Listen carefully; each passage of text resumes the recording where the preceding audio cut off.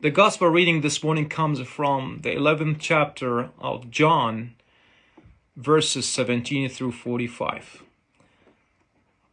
John chapter 11, verses 17 through 45 is a familiar story about the death and resurrection of Lazarus.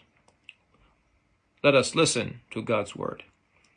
When Jesus arrived, he found that Lazarus had already been in the tomb 4 days. Now Bethany was near Jerusalem, some 2 miles away, and many of the Jews had come to Martha and Mary to console them about their brother.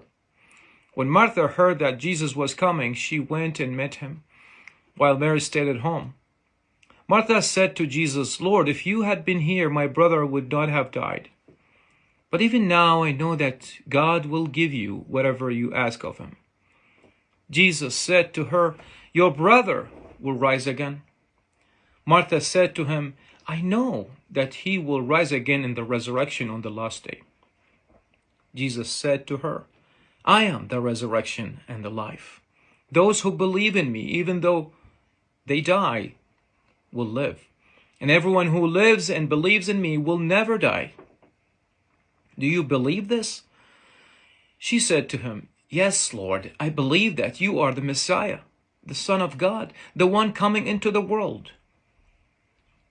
When she had said this, she went back and called her sister Mary and told her privately, "The teacher is here and is calling for you." And when she heard it, she got up quickly and went to him. Now Jesus had not yet come to the village, but was still at the place where Martha had met him. The Jews who were with her in the house, consoling her, saw Mary get up quickly and go out. They followed her because they thought that she was going to the tomb to weep there. When Mary came where Jesus was and saw him, she knelt at his feet and said to him, "Lord, if you had been here, my brother would not have died." When Jesus saw her weeping and the Jews who came with her also weeping, he was greatly disturbed in spirit and deeply moved. He said, "Where have you laid him?" They said to him, "Lord, come and see." Jesus began to weep. So the Jews said, "See how he loved him." But some of them said, "Could not he who opened the eyes of the blind man have kept this man from dying?" Then Jesus, again greatly disturbed, came to the tomb.